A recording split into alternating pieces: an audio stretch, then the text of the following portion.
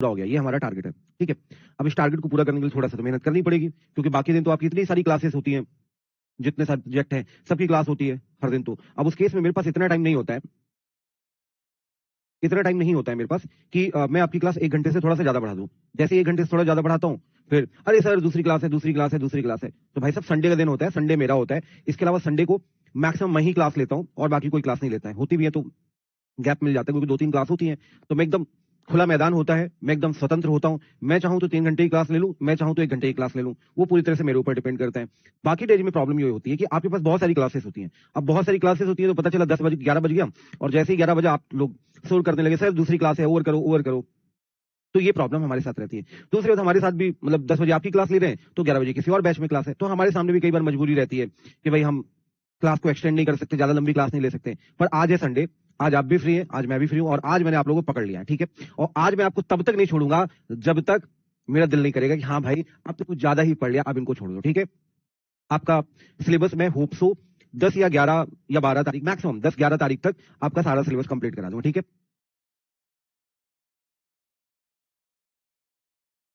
व्यवहारवादी teacher ना बनिए भाई, तो टीचर व्यवहारवादी तो होना चाहिए, कैसी बातें कर रहे हो, रियलिस्टिक अप्रोच होनी चाहिए, इसमें गलत क्या है ना। तो आराम से बढ़िया आज खूब लंबी पढ़ाई करते हैं, आप भी फ्री हैं, मैं भी फ्री हूँ। हाँ मुझे पता है कि कुछ लोगों की नींद खराब हो गई होगी, अरे सर इतनी मॉर्निंग पे आपने क्लास क्यों लगा दिया, है ना। तो चलो अब हम लोग शुरुआत करते हैं आज की अपनी क्लास की। जैसा आप सभी को पता है हमारा सिविक्स ऑलमोस्ट कंप्लीट हो गया है, 1-2 चैप्टर रह गए हैं, तो वो भी आपके करा दूंगा, ठीक है। बाकी हमारा रह गया हिस्ट्री, और हिस्ट्री पे हमारा थोड़ा सा सिलेबस रह गया है, ठीक। तो इसलिए मैंने यहाँ पर आज हिस्ट्री की क्लास लगवाई थी। पहले प्लान ये था कि सिविक्स की क्लास लगवा करके सिविक्स को ही कंप्लीट कर दो और फिर हम लोग हिस्ट्री करें, है ना। पर प्लान थोड़ा सा चेंज हो गया, मुझे लगा अरे मैं नहीं कह रहा हूँ कि भाई रियलिस्टिक होना चाहिए। कमेंट है कि सर ज्यादा व्यवहारवादी मत बनिए, है ना। ऐसे ऐसे मतलब लोग हैं कि मतलब कुछ भी बोल देते हैं। हाँ मुझे पता है, ये भी पता है भाई, जो लोग मैरिड होंगे और जो हाउस वाइफ होंगी उनके साथ तो उनके लिए तो मंडे बराबर संडे, कोई फर्क नहीं होता संडे और मंडे पे, है ना। तो वो भी पता है, पर आई होप, मैं उम्मीद करता हूँ कि आप सभी लोग मैनेज करेंगे। और हम लोग यहाँ पे आज जो करने वाले हैं, इस चैप्टर का नाम है tribe, nomads and the settled community, यानी जनजातियां, घुमंतु समुदाय और स्थायी बस्तियां, ठीक है। और ये जो हमारा चैप्टर है ना, एक चीज मैं आपको बताना चाहूंगा, एक्चुअली बाय मिस्टेक दो मेरे माइंड में ये था कि पीपीटी सारी बनी हुई है, ठीक है। पर बाय मिस्टेक ऐसा हुआ कि ये जो चैप्टर 5 और चैप्टर 6 है ना, शासक और इमारतें, नगर व्यापारी और शिल्पी जन, ठीक, इन दो चैप्टर्स की पीपीटी नहीं बनी है। वो मेरा फॉल्ट है, मतलब फोल्डर में रखी थी तो सारी रखी थी, ये दो बीच की पता नहीं गायब है या कहीं मिल नहीं रही है, वॉट एवर जो भी है, इनका कंटेंट ही नहीं बना, तो गलती शायद मेरी होगी। तो ये दो जो चैप्टर है ना, इन दोनों चैप्टर्स के जो ये दोनों जो चैप्टर्स हैं, ये दोनों चैप्टर्स मैं आपको बाद में पढ़ा दूंगा, बाद मतलब कि कल या परसों में पढ़ा दूंगा, ठीक है। तो आज हम लोग जो करेंगे वो चैप्टर 7, चैप्टर 8, या जितने भी हो पाएंगे, चैप्टर 7, चैप्टर 8, चैप्टर 9, और जितने भी आज हो पाएंगे तो आज हम लोग यहाँ पे करें। मतलब मेरा मतलब ये है बताने का कि जब चैप्टर 5 और चैप्टर नंबर 6 जो है वो मैं आपको बाद में कराऊंगा, और पहले मैं आपको चैप्टर नंबर 7, 8 करा रहा हूँ, या जो भी है, ठीक है। ये वाले चैप्टर मैं आपको इसके बाद में करा दूंगा, 10 के बाद में करा दूंगा, या जब भी होगा तब मैं आपका करा दूंगा, ठीक है।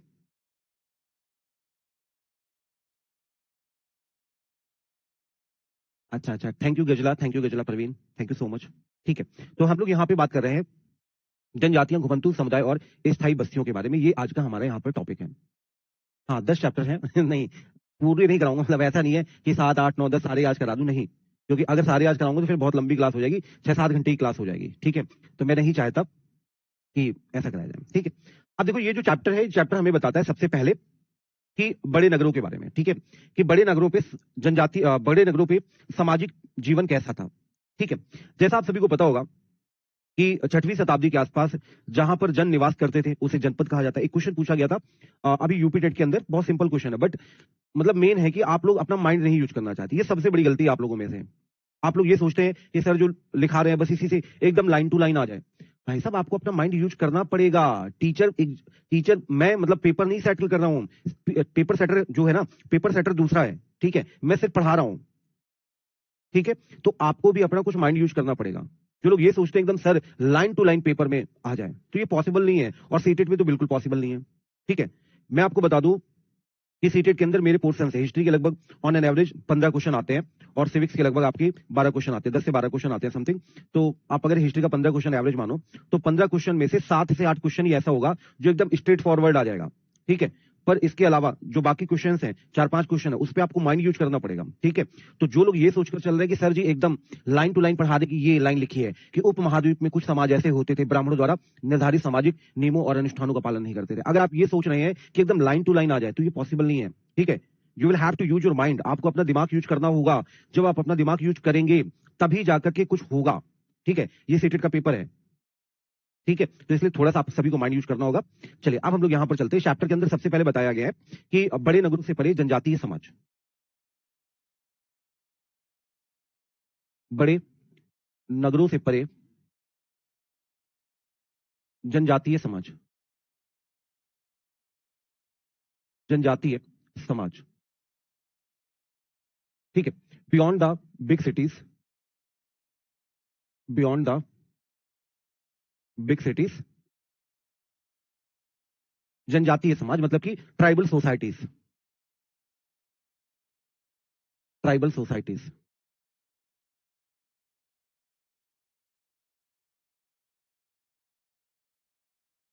ठीक है, ट्राइबल सोसाइटीज। ठीक, अब देखो यहां पे कि जब 6वीं शताब्दी के आसपास जब महाजनपदों का विकास हुआ, तो महाजनपदों का विकास कैसे हुआ कि जन जहां पर रहते, जन कौन है?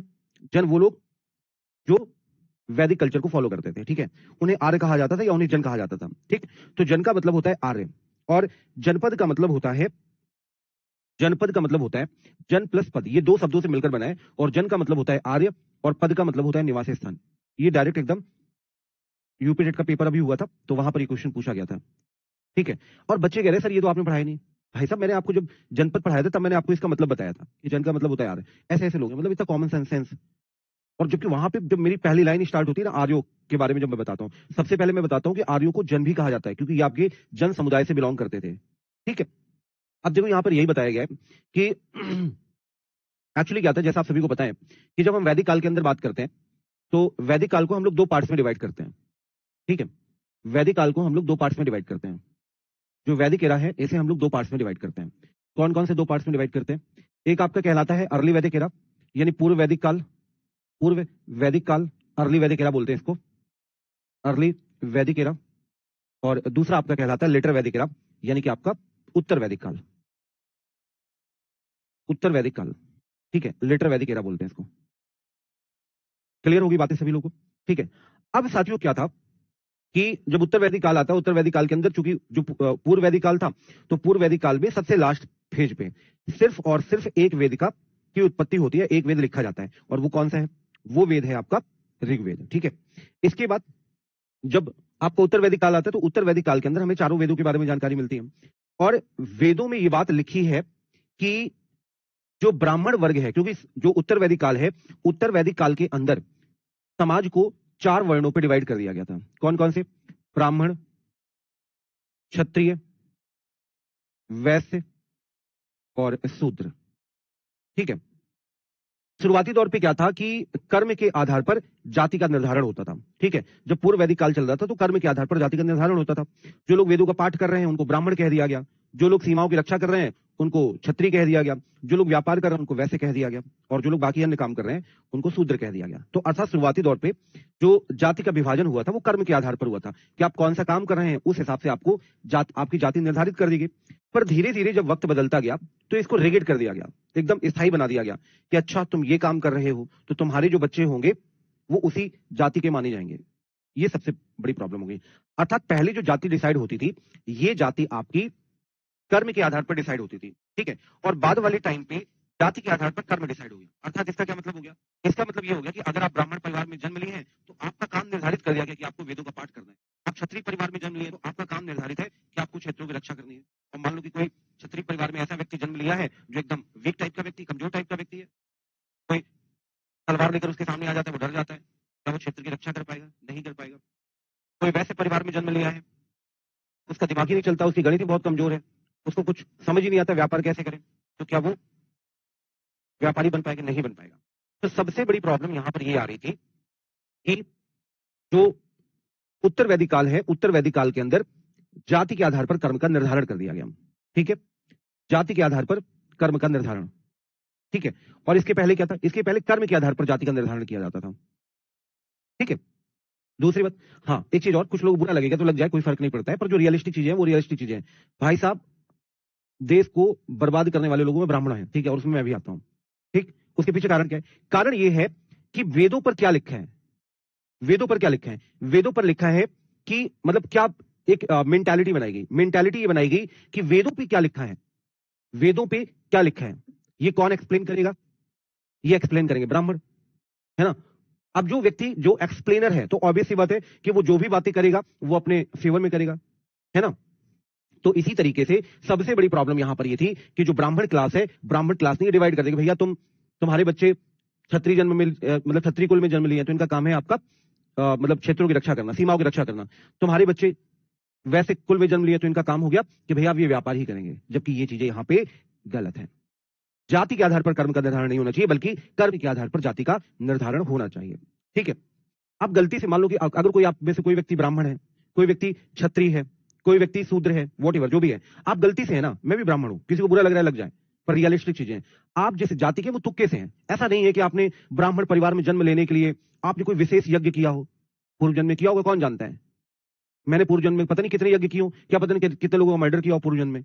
पूर्व जन्म की बारे में किसी को भी रियलिस्टिक चीजें नहीं पता है, और जिसके बारे में पता ही नहीं है उसको हम सही कैसे मान सकते हैं? वो गलत भी तो हो सकता है ना। तो इसलिए जो पूर्व जन्म का कॉन्सेप्ट है, पूर्व जन्म के कॉन्सेप्ट को बहुत सारे इतिहासकारों ने, बहुत सारे वैज्ञानिकों ने खंडित किया है। बात क्लियर हो गई सभी लोगों को? तो अर्थात कहने का मतलब यहां पर यह है कि उत्तर वैदिक काल के अंदर जो ब्राह्मण वर्ग था, ये ब्राह्मण वर्ग अपनी चीजों को थोपता था। ठीक है, अब जब ये चीजें थोपेगा, अब ये वर्ग जो है, ये वर्ग जो है व्यापारी वर्ग है। ठीक है, ये पैसे वाला वर्ग है। बहुत सारे, जब 6वीं शताब्दी आती है, जैन धर्म और बौद्ध धर्म का जन्म होता है, तो आप देखोगे कि बहुत सारे ऐसे लोग हैं जो वैसे कुल के थे, उन्होंने हिंदू धर्म मतलब उन्होंने वैदिक धर्म छोड़ दिया, बोले हम तो जा रहे हैं बौद्ध धर्म को फॉलो करेंगे। आखिर ऐसा क्यों? आखिर ऐसा क्यों? उसके पीछे कारण यह कि देखो भैया, सीधी सी बात है, हम मेहनत कर रहे हैं और हम पैसा कमा रहे हैं। ठीक है, और अगर हम पैसा कमा रहे हैं तो हमारी होनी चाहिए इज्जत। साफ सीधी बात, हर व्यक्ति, जो भी व्यक्ति है जो मेहनत कर रहा है, तो ऑब्वियस बात है वो पैसा कमा रहा है, और अगर वो आर्थिक तौर पे स्ट्रांग व्यक्ति है तो उसको चाहिए इज्जत। ठीक है, और अगर ये व्यक्ति इज्जत मांग रहा है कि भैया हमको तुम ब्राह्मणों के बराबर, क्षत्रियों के बराबर ही दर्जा दे दो, तो आप इसको क्यों नहीं दे रहे हो? अब जबकि ये व्यक्ति व्यापारी आपको पैसा लाकर दे रहा है, और आप इनके पैसे से ही ये वर्ग और ये वर्ग काम चला रहे हैं, ब्राह्मणों के पास पैसा कहां से आया? वो तो सिर्फ वेदों का पाठ कर रहे हैं, तो इनको पैसा कौन दे रहा है? ये वर्ग दे रहा है इनको पैसा। ये सीमाओं की रक्षा कर रहे हैं, तो इनको पैसा कौन दे रहा है? ये वर्ग दे रहा है। हालांकि जितना इंपॉर्टेंट आपका वैश्य वर्ग है, उतना ही इंपॉर्टेंट आपका क्षत्रिय वर्ग भी है, नो डाउट। ठीक है, पर आप इसको तीसरी कैटेगरी पर रख रहे हैं, ऐसा क्यों? अब इससे हो गया ये नाराज। और इसी समय पर वैदिक धर्म के अंदर जो कमियां हैं, इन कमियों को टारगेट करते हुए बौद्ध धर्म और जैन धर्म का जन्म हुआ। ठीक है, अगर वैदिक धर्म में कमियां नहीं होती, मैं आपको सच बता रहा हूं, बौद्ध धर्म और जैन धर्म का जन्म सिर्फ इसीलिए हुआ क्योंकि वैदिक धर्म के अंदर कमियां थी। ठीक है, अगर वैदिक धर्म के अंदर कमियां नहीं होती तो कभी भी ना ही बौद्ध धर्म का जन्म होता और ना ही आपका जैन धर्म का जन्म होता। ठीक है, अब जब इनको मौका मिला, बौद्ध धर्म और जैन धर्म ने कॉन्सेप्ट चला दिया।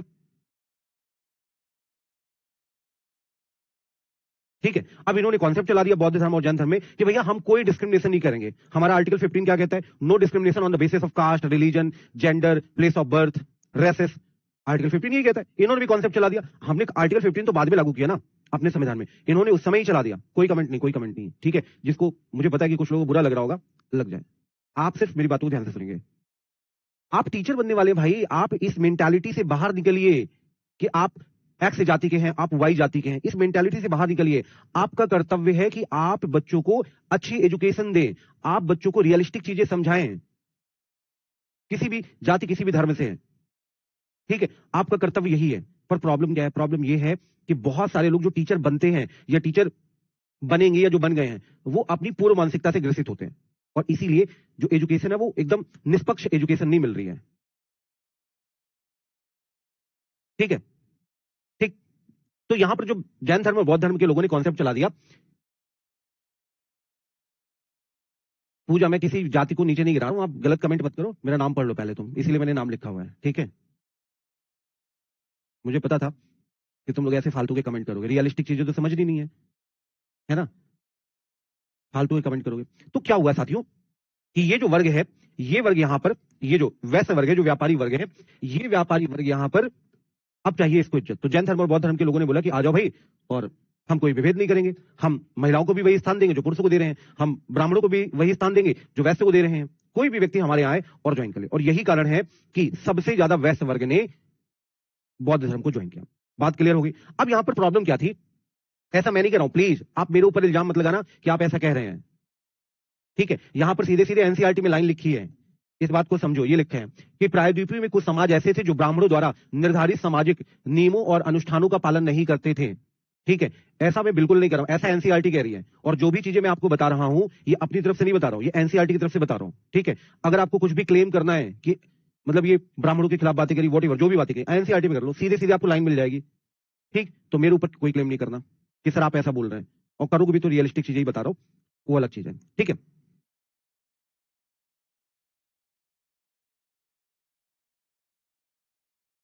ठीक। अब साथियों क्या हुआ कि यहां पर जब ब्राह्मणों ने चीजों को थोपा कि भैया हम यहां पर वेदों के एक्सप्लेनर हैं, हम भी बताएंगे वेदों पे क्या लिखा है, बहुत सारे वर्गों ने बाइकआउट कर दिया है कि भाई आप जो कह रहे हैं वो गलत है, हम उन बातों को फॉलो नहीं करेंगे। तो ऐसे बहुत सारे समाज विकसित हुए जिन्होंने ब्राह्मणों द्वारा जो सामाजिक नियम बनाए गए उन सामाजिक नियमों का इन्होंने विरोध किया। क्लियर होगी बातें, ठीक है। दूसरी बात, इन्होंने बोला कि भाई साहब देखो, कहीं पर होता होगा जाति, मतलब हिंदू धर्म के अंदर जातियां होती होंगी, मुस्लिम धर्म के अंदर जातियां होती होंगी, हम कोई भी वर्ग विभाजन नहीं करेंगे। पहली चीज तो जैसा आपका टॉपिक यहां पर बता रहा हूं, जनजातीय समाज के बारे में बता रहा हूं, तो पहली चीज यहां पर हमने एक चीज देखी कि जो जनजातीय समाज है, जनजातीय समाज का मतलब क्या हो गया, जो जंगलों पे रहता है या जो समाज से बाइकआउट कर दिया गया, ठीक है। क्योंकि ब्राह्मण वर्ग ने अपना वर्चस्व स्थापित कर लिया, और जब ब्राह्मण वर्ग ने अपना वर्चस्व स्थापित कर लिया तो कुछ लोग अपना बाइकआउट कर दिए गए, क्योंकि उन्होंने ब्राह्मणों की बातें नहीं मानी, तो उनको समाज से बाइकआउट कर दिया गया, ठीक है। तो पहली चीज जो हमें यहां पर याद रखनी है कि जो जनजातीय समाज है, जो जनजातीय समाज है, जो ट्राइबल्स हैं, इन ट्राइबल्स ने ब्राह्मण्स के रिचुअल्स को फॉलो नहीं किया, ठीक है। दूसरी बात, ब्राह्मणों के नियमों को फॉलो नहीं किया। इसका मतलब है कि ब्राह्मणों द्वारा बनाए गए नियमों को फॉलो नहीं किया, नियमों का अनुसरण नहीं किया,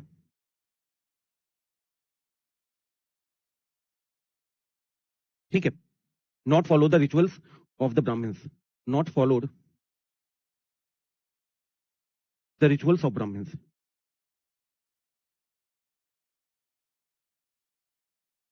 ठीक है। दूसरी बात, जो वैदिक धर्म है, वैदिक धर्म के अंदर कई सारे वर्गों का डिवीजन किया गया, पार्टीशन किया गया, ब्राह्मण, क्षत्रिय, वैश्य और शूद्र। इन्होंने बोला भाई साहब हम किसी भी वर्ग में विभाजित नहीं होंगे, ठीक है। इन्होंने किसी भी वर्गों पे विभाजन नहीं किया, वर्गों में विभाजन नहीं, नो पार्टीशन ऑन क्लासेस,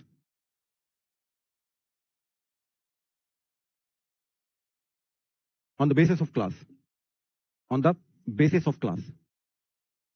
अर्थात कि जो वर्ग विभाजन यहां पर देखा गया, तो ये वर्ग विभाजन यहां पर नहीं देखा गया, ठीक है। और इन्हें क्या कहा गया, इन्हें बोला गया ट्राइब्स। इन्हें क्या बोला गया, इन्हें सभी को ट्राइब्स बोला गया। अर्थात ट्राइब्स कौन थे, जनजातियां कौन थी। अगर आपसे पूछा जाए, एक क्वेश्चन पूछा जाएगा कि भाई जनजातियों के संदर्भ में कौन सा कथन सत्य है, एक स्टेटमेंट आपको दे दिया गया कि जनजातियों को अनेक वर्गों में विभाजित नहीं किया गया था, ये पहला स्टेटमेंट है, ठीक है। दूसरा स्टेटमेंट है कि समाज के कुछ लोगों ने ब्राह्मणों के नियम कानूनों को फॉलो नहीं किया, ये दूसरा स्टेटमेंट है। अब आपको बताना है पहला वाला सही है, दूसरा वाला सही है, दोनों सही है। तो यहां पे करेक्ट आंसर होगा कि दोनों सही है। देखो, मैं सबकी बात नहीं कर रहा हूं भाई, संसार में सब लोग अच्छे लोग भी होते हैं। आप एक अच्छे इंसान बनिए, सबसे इंपॉर्टेंट चीज तो ये है कि आप एक अच्छे इंसान बनिए कि जिसके अंदर ह्यूमैनिटी हो, जो इसके अंदर वैल्यूज हो। आप ऐसे इंसान बनिए ना कि क्या रखा है यार, जाति धर्म पे क्या रखा है, जाति धर्म ने वैसे ही बेड़ा गर्क कर रखा है। चलिए दोनों सही यहाँ पे, चलो बहुत बढ़िया, ठीक है। तीसरी बात, अब देखो यहां पर जो ब्राह्मण जाति के जो ब्राह्मण हैं उन्होंने जनजातियों को अलग कर दिया, ठीक है। अब जब अलग कर दिया तो इनकी शादी किसी और लोगों के साथ नहीं होती थी, तो अर्थात जब यहाँ पे वर्ग विभाजन नहीं था तो ये आपसी रिश्तेदारों से ही शादी कर लेते थे, ठीक है। हालांकि ये चीजें यहाँ पे गलत है, उसके साइंटिफिक रीजन भी है। आपने देखा होगा कि समगोत्रीय विवाह को बहुत सारी सोसाइटी फॉलो नहीं करती है, उसका कारण भी है। जब आप बायो पढ़ेंगे तो वहां पर बायो के अंदर आपको साइंस में पढ़ाया जाता है, मतलब ब्लड ग्रुप, आरएच फैक्टर वगैरह, ये सारी चीजें पढ़ाई जाती है। आपने शायद 9th-10th की जब एनसीईआरटी पढ़ी होगी वहां पर आपको पढ़ाया गया होगा, या फिर आपने कभी साइंस पढ़ी होगी। अब क्या होता है कि अगर सेम ब्लड ग्रुप क्या सेम आरएच फैक्टर का जो है वो अगर निगेटिव आरएच फैक्टर के साथ चला जाता है तो ब्लड क्लॉटिंग हो जाती है। ऐसा कुछ साइंस में कॉन्सेप्ट है, आरएच फैक्टर का एग्जैक्ट मुझे मतलब याद नहीं आ रहा है, तो ब्लड क्लॉटिंग हो जाती है। ठीक है, अब ब्लड क्लॉटिंग हो जाती है तो ब्लड क्लॉटिंग की वजह से फिर तो पता है इंसान मर भी सकते हैं, हार्ट अटैक आ सकता है। ठीक है, तो इसीलिए हमारा जो समाज है, हमारे समाज ने कानून बना दिया, नियम बना दिया कि वैसा समगोत्रीय विवाह नहीं होगा। आप मान लीजिए कि आप भारद्वाज जनजाति के या किसी भी जाति के हैं, तो आप अपने ही गोत्र पे शादी नहीं कर सकते।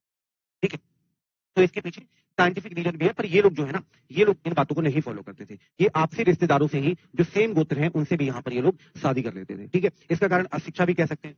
ठीक है, जो भी आप लोग कहना चाहें कह सकते हैं। तो यहाँ पे ये सबसे बड़ी प्रॉब्लम थी कि ये आपसी संबंध में ही, रिश्तेदारी वगैरह पे ही ये सारी चीजें कर लेते थे। ठीक है, दूसरी बात, अगर हम इनके व्यवसाय की बात करें, इनका व्यवसाय क्या था? इनका व्यवसाय था आपका कृषि, अर्थात ये पूरी तरह से एग्रीकल्चर पर डिपेंडेंट हुआ करते थे। ये पूरी तरह से एग्रीकल्चर पर ही डिपेंडेंट हुआ करते थे। अब इसका मतलब ये नहीं कि सारे के सारे लोग एग्रीकल्चर ही कर रहे थे, बाकी और कोई काम नहीं कर रहे थे, बाकी और भी काम कर रहे थे।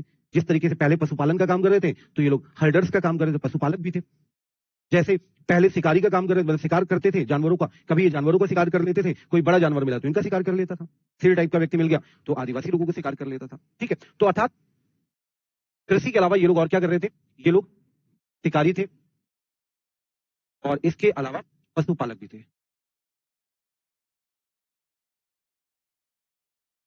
ये लोग आपके पशुपालक भी थे। ठीक है, शिकारी को इंग्लिश में बोलते हैं हंटर गैदर्स बोलते हैं, और इसको हर्डर्स बोलते हैं। ठीक है, तो ये पशुपालन का भी काम कर रहे थे और ये लोग आपका शिकार वगैरह भी करते थे। ठीक है, दूसरी बात, कुछ ऐसी जनजातियां थी कि जैसे ये लोग जंगल पे रहते हैं। ठीक है, अब जंगल पे रहते हैं तो प्राकृतिक संसाधन जो हैं उन पर पूरी तरह से इनका जोर है। तो कुछ जनजातियां ऐसी भी थी जो प्राकृतिक संसाधनों का पूरा उपयोग करने के लिए कृषि करती थी, शिकार करती थी, पशुपालन करती थी, ये सारी चीजें करती थी। मतलब पूरी तरह से वो आपके प्राकृतिक संसाधनों पर ही डिपेंडेंट थी। ठीक है, कुछ ऐसी जनजातियां थी जो घुमंतु जनजातियां थी, प्राकृतिक संसाधनों पर निर्भर, संसाधनों पर निर्भर, dependent on the, dependent on the natural resources, natural resources. ठीक है, घुमंतु जीवन, घुमंतु जीवन, घुमंतु जीवन का मतलब क्या है? घुमंतु जीवन का मतलब यहां पर यह है कि कभी एक जगह रहे और जब वहां पर उनके लिए चीजें नहीं मिली, फल फूल वगैरह जो भी शिकार वगैरह करते थे, वहां के जानवर समाप्त हो गए तो दूसरी जगह ये लोग मूव कर जाते थे। ठीक है, तो ये कैसी थी? नोमैडिक थी, नोमैडिक। ठीक है, तो ये लोग आपके यहाँ पे नोमैडिक थे। क्लियर होगी सारी बातें? ठीक है, इसके अलावा ये जो जनजातीय समाज था, ये जनजातीय समाज चारागाह पर भी नियंत्रण करता था कि कोई भी जो अन्य व्यक्ति है वो इनके एरिया पर ना आ पाए।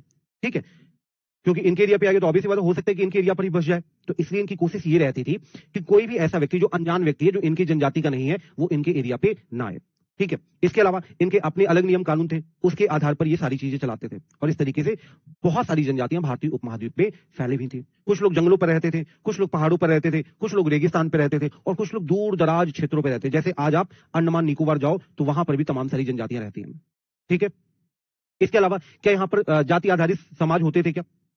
शुरुआती दौर पे नहीं होते थे, कोई जाति कोई कुछ नहीं होता था, पर धीरे धीरे जिस तरीके से डेवलपमेंट हुआ तो इन्होंने भी जाति आधारित समाज बना दिया। ठीक है, तो शुरुआती दौर पर जाति आधारित समाज के साक्ष्य नहीं मिलते, पर बाद में यहां पर जाति आधारित समाज के साक्ष्य मिलते हैं। जाति आधारित समाज,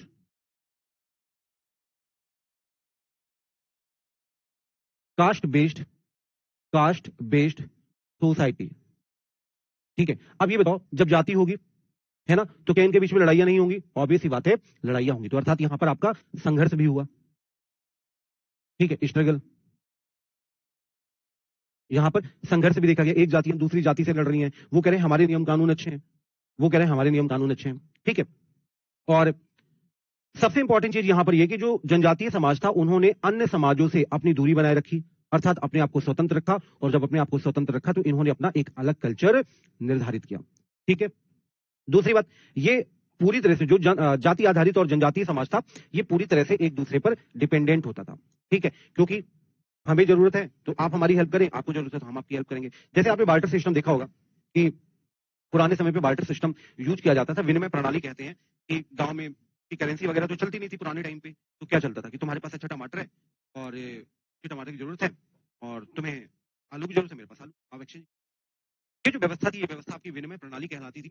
इसमें से बार्टर सिस्टम, तो यहाँ पर भी जो जनजातीय समाज था, ये आपका बार्टर सिस्टम थी। क्लियर होगी बातें?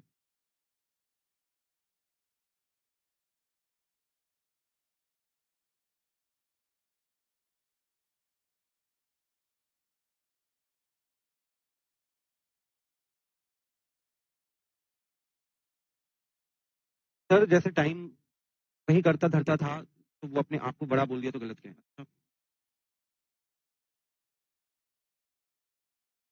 आवाज नहीं आ रही? क्या दिक्कत आ गई?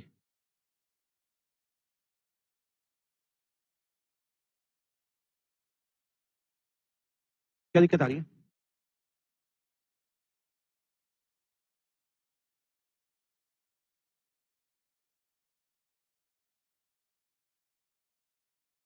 अब सही आ रही है आवाज? एक बार बताओ भाई फटाफट से।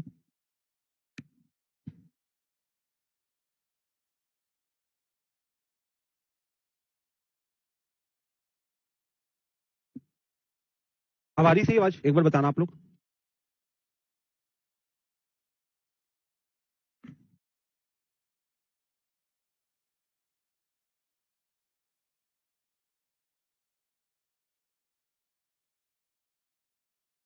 अब सही आ रही है सभी लोगों को, है ना? Yes yes yes yes yes yes. Okay okay, ठीक है।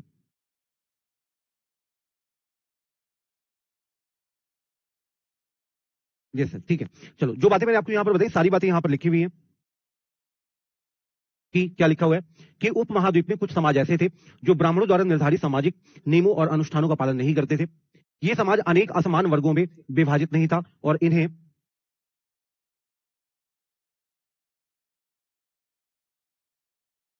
विभाजित नहीं था और इन्हें जनजातीय कहा जाता था। प्रत्येक जनजाति के सदस्य आपसी रिश्तेदारी से के बंधनों से जुड़े हुए थे। जनजाति अपनी आजीविका कृषि से प्राप्त करते थे। कुछ जनजातियां शिकारी भी थी और पशुपालक भी थी। कई जनजातियां प्राकृतिक संसाधनों का पूरा उपयोग करने के लिए कृषि, शिकार, पशुपालन जैसी गतिविधियों को मिलाकर करती थी।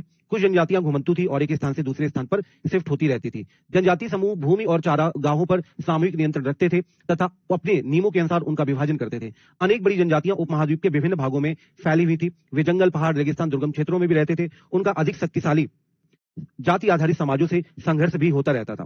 जनजातियों ने अपनी स्वतंत्रता बनाए रखी और अपनी अलग संस्कृति को संरक्षित किया। जाति आधारित और जनजातीय समाज अपनी विभिन्न आवश्यकताओं के लिए एक दूसरे पर निर्भर भी थे। संघर्ष और परस्पर निर्भरता के संबंधों ने दोनों समाजों में परिवर्तन लाए। ठीक है, तो ये आपको मैंने यहां तक की सारी कहानी बता दी है। ठीक है, ये सारी बातें मैंने यहां तक आपको बता दी। अब हम लोग बात कर रहे हैं कि जनजातीय लोग कौन थे। Who were the tribal people? क्या लगता है भाई, कौन थे ट्राइबल पीपल?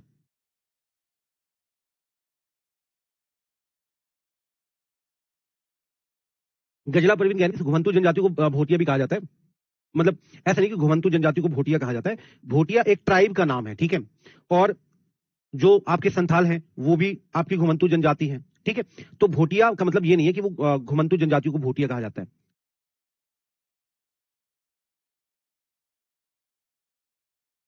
सिर्फ जाति और जनजाति में क्या फर्क होता है? जाति जो है ना, वो एक तरीके से डिवीजन होता है, किसी पर्टिकुलर धर्म के अंदर डिवीजन होता है, उसे हम जाति कहते हैं। और जनजाति का मतलब होता है कि जो जंगलों पे जाति रहती है उसको जनजाति कहते हैं, ट्राइब्स कहा जाता है इंग्लिश में। ठीक है, जैसे हिंदू रिलीजन है या मुस्लिम रिलीजन है या बुद्धिज्म है या जैनिज्म है, तो ये धर्म हो गया। अब धर्म के अंदर कई सारी कैटेगरीज है कि तुम हिंदू धर्म के अंदर तुम ब्राह्मण जाति के हो, तुम राजपूत जाति के हो, तुम गुप्ता जी हो, तुम ये हो, तुम वो हो। तो ये क्या हो गया, कास्ट हो गया, ठीक है। और जनजाति का मतलब होता है कि ऐसी जातियां जो जंगलों पर रहती हैं उन्हें जनजाति कहा जाता है। ये क्या दिक्कत आ रही है?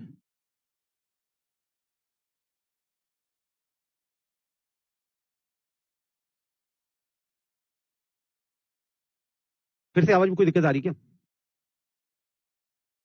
एक बार आप लोग कमेंट करके बताओ, आवाज में कुछ दिक्कत आ रही है क्या?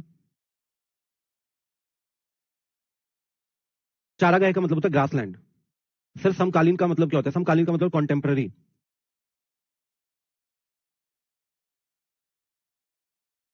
हाँ ठीक है ना। हाँ, कुछ लोग कमेंट करेंगे सर आवाज क्लियर नहीं आ रही। ठीक है, ठीक है, तो सारी चीजें आप समझ आ गई होंगी। अब हम लोग बात करेंगे कि आखिरकार जनजातियां क्या होती हैं। जनजातियों के बारे में हम यहाँ पर डिस्कस करेंगे, ठीक है। जनजातियों के बारे में जो हमें जानकारी मिलती है, ये जानकारी हमें इतिहासकारों से मिलती है या फिर उन लोगों से हमें जानकारी मिलती है जो कभी भारत आए, ठीक। क्योंकि ये जो जनजातीय लोग हैं, ये जो जनजातीय लोग हैं, ये जनजातीय लोग, जनजाति जिसे इंग्लिश में ट्राइब्स कहा जाता है, ठीक है। अब ऑब्वियसली बात है, ये जो जनजाति है ये कहां पर रहती है? तो ये आपकी जंगलों पर रहती है, ये आपकी जंगल पे रहती है, फॉरेस्ट पे रहती है, ठीक है। अब ये फॉरेस्ट पे रहती है तो ऑब्वियसली बात है, क्या ये एजुकेटेड होंगी? तो मैं सबकी बात नहीं करता, हो सकता है दो चार ऐसे भी हो जो बहुत एजुकेटेड टाइप के लोग हों, ऐसा भी हो सकता है आज की डेट में, पर उस समय की बात कर रहा हूं। तो उस समय ऐसा माना जाता था कि ये लोग आपके गैर पढ़े लिखे लोग हैं। मैं इसको अनएजुकेटेड लिख दूं, अशिक्षित, अशिक्षित, अनएजुकेटेड पीपल हैं। और अनएजुकेटेड है, क्या ये लिखना पढ़ना जानेंगे?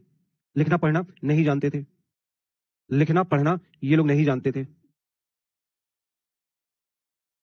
राइटिंग एंड रीडिंग, क्या ये लोग राइटिंग और रीडिंग जानते थे? तो ये लोग राइटिंग और रीडिंग नहीं जानते थे। अब जब ये लोग राइटिंग और रीडिंग नहीं जानेंगे तो ऑब्वियस सी बात है, क्या इनके अभिलेख मिलेंगे? क्या अभिलेख तो उनके ही मिलते हैं ना, जो पढ़ा लिखा व्यक्ति होगा वो अपने बारे में कुछ बताएगा, कुछ लिखवाएगा। अब जो इनकी जनजाति में सारे लोग ऐसे ही है जिनको लिखना पढ़ना नहीं आते, तो क्या इनके अभिलेख मिलेंगे? क्या क्या इनके कोई भी रिकॉर्ड्स मिलेंगे? क्या क्या इनके अभिलेख मिलेंगे? क्या बताओ भाई, क्या इनके किसी तरह के कोई भी रिकॉर्ड्स मिलेंगे? क्या तो जवाब है नहीं, इनके किसी तरह के कोई भी रिकॉर्ड्स वगैरह नहीं मिलेंगे, ठीक है। सर जब इनके रिकॉर्ड्स नहीं मिले तो इन्होंने अपनी परंपराओं को कैसे संरक्षित किया? तो इन्होंने अपनी परंपराओं का संरक्षण ऐसे किया, परंपरा, रिचुअल्स, रिचुअल्स, इन्होंने अपनी रिचुअल्स का संरक्षण कैसे किया? तो इन्होंने अपनी रिचुअल्स का संरक्षण मौखिक तौर पर किया, ओरली, मौखिक,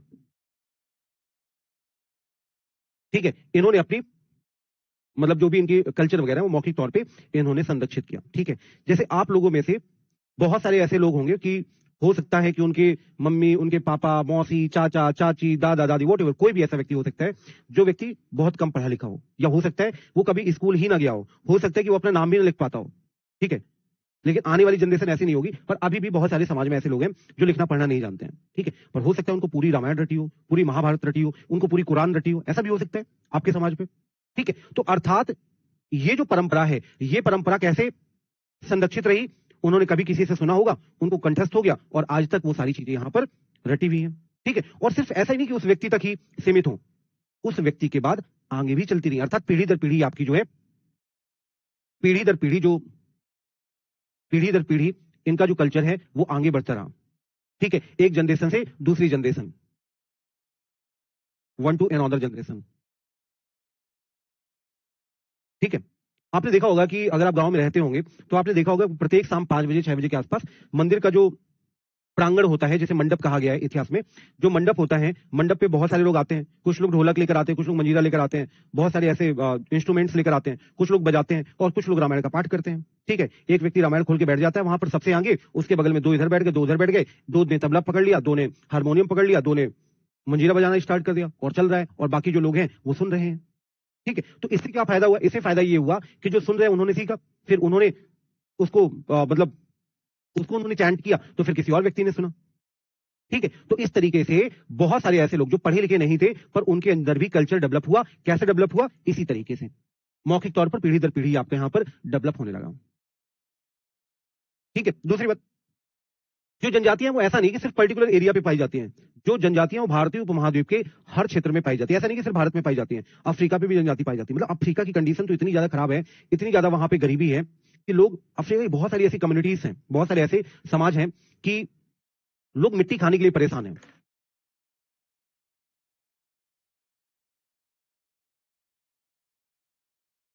हाँ, अब तो हाँ से ही कह रहे हैं आप लोग कि मंदिरों पे अब शायद मतलब भागवत और गीता वगैरह का पाठ नहीं होता है, पर जो मतलब मेरा मूल गांव है वहां पे जब हम कभी जाते थे साल भर में छुट्टी उट्टी पे, जब भी कभी जाते थे 2-4 दिन के लिए, तो मतलब हमने ये फील किया, एक्सपीरियंस किया कि वहां पर ऐसा होता है, ठीक है। अब तो मतलब मेरे मोहल्ले पे जो मंदिर है वहां पे सुबह राम कथा चलने लगती है, वो गाना चला देते हैं राम कथा वाला, वो चलने लगता है। मतलब अब तो मैं बहुत ही रेयरली ऐसा सुनता हूँ कि कहीं पर रामायण का पाठ हो रहा है या भगवत गीता का पाठ हो रहा है, अब नहीं होता है, ठीक है। और शायद आप लोगों के यहाँ भी नहीं होता होगा, क्योंकि जैसे जैसे समय बदलता गया तो ये जो हमारे ओल्ड ट्रेडिशन है ना, जब से ये माइक सिस्टम आया और बाकी चीजें आ गई, तो ये चीजें अब समाप्त हो गई हैं कि रामायण का पाठ हो रहा है, भगवत गीता का पाठ हो रहा है। अच्छा, अभी भी होता है? अच्छा, कहीं पर होता होगा, मतलब क्योंकि मैं टाउन में रहता हूँ तो हमारे यहाँ तो नहीं होता है, जो मेरा, जहां का मैं नेटिव हूँ वहां तो नहीं होता है, दिल्ली में भी नहीं होता है, दिल्ली रहता हूँ मैं तो दिल्ली में भी नहीं होता है। बगल में हमारे मंदिर है तो वहां पे सुबह कीर्तन स्टार्ट हो जाता है और उस पे वो किसी नए सिंगर के गाने चला देते हैं। अच्छा होता होगा, वॉट, ठीक है। तो हम लोग बात कर रहे थे अफ्रीका के बारे में। तो अफ्रीका में बहुत सारी ऐसी जनजातियां हैं कि इतनी भुखमरी है कि वो लोग मिट्टी खाने के लिए परेशान है। और वहां पे एक ट्रेडिशन होता है कि जब उस परिवार का सबसे बुजुर्ग व्यक्ति जो होता है, जब वो लगता है कि 90 साल 95 साल का हो गया, तो उसके बाद एक दिन उसको नहलाया धुलाया जाता है, नहला धुला करके फिर उसको काटा जाता है और उसको खा लिया जाता है। इतनी ज्यादा भुखमरी है, कोई व्यक्ति अपने को कैसे खा सकता है? ठीक है, ठीक। तो जो जनजातियां वो सिर्फ ऐसा नहीं कि सिर्फ भारत में फैली हैं, वो हर जगह फैली हुई है, भारतीय उपमहाद्वीप के हर क्षेत्र में फैली हुई है। और जो जनजातियां हैं उनका प्रभाव समय के आधार पर बदलता रहा। जैसे मान लो कि जो जनजातियां आपके हिली रीजन्स पर रहती हैं, और अगर वो हिली रीजन्स पे रहती हैं तो वहां के एनवायरमेंट के हिसाब से, वहां के क्लाइमेट के हिसाब से वो लोग चेंज हो जाते होंगे, है ना? ये सारी चीजें, ठीक। इसके अलावा जो शक्तिशाली जनजातियां हैं वो बड़े क्षेत्रों पर नियंत्रण रखती थी। मान लो कि कोई ऐसी जनजाति है जिनकी जनसंख्या बहुत ज्यादा है, तो बहुत सारा एरिया जंगल का कवर कर लेते थे। जैसे राजा महाराजा किया करते थे कि भाई हम बहुत प्रतापी राजा हैं, तो ये पूरा का पूरा एरिया जो है ये हमारा हो गया। ऐसे ही यहाँ पर भी होता था कि जो शक्तिशाली जनजातियां होती थी वो बड़े क्षेत्रों को नियंत्रण पे ले लेती थी, ठीक है। एक आपकी पंजाब के अंदर जनजाति है जिसका नाम है खोखर जनजाति। पंजाब में एक जनजाति है खोखर।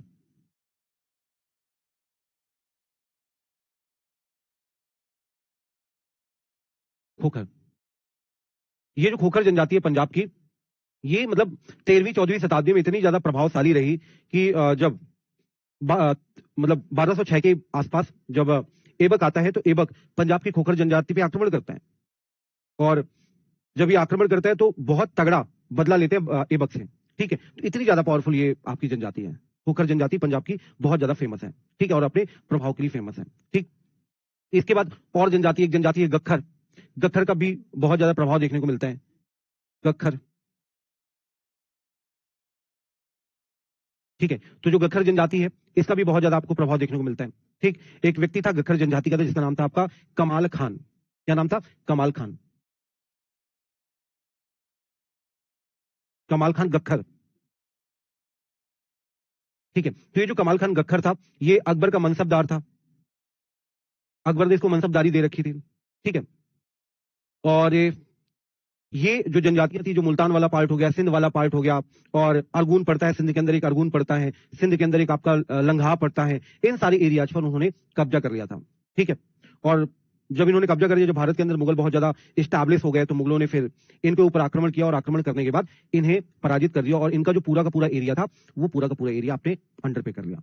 क्लियर होगी बातें सभी को? बताओ भाई जल्दी से, यहां तक सभी को क्लियर होगी बातें? ठीक है। तो ये सारी जनजातियों का नाम है, ये भी जनजाति है, ये भी आपकी जनजाति है। तो यही सारी बातें यहां पर लिखी हुई है कि जनजातीय लोग लिखित अभिलेख नहीं रखते थे। उन्होंने समृद्ध रीति रिवाजों और मौखिक परंपराओं को संरक्षित किया है। ये परंपराएं पीढ़ी दर पीढ़ी आगे बढ़ाई गई। वर्तमान इतिहासकार जनजाति इतिहास लिखने के लिए इन मौखिक परंपराओं को उपयोग करते थे, ठीक है।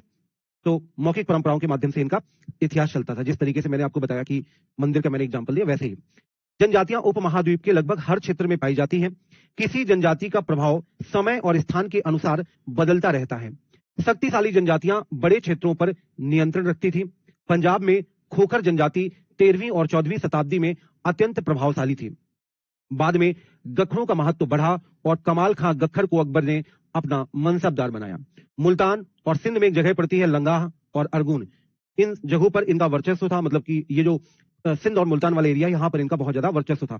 बाद में जब इनका वर्चस्व था और मुगल आए, मुगलों ने यहाँ पर इनके ऊपर अटैक कर दिया, और अटैक करने के बाद इनको पराजित कर दिया, और इनके एरिया, इनका जो क्षेत्र था उसे मुगल साम्राज्य में मिला लिया, ठीक है।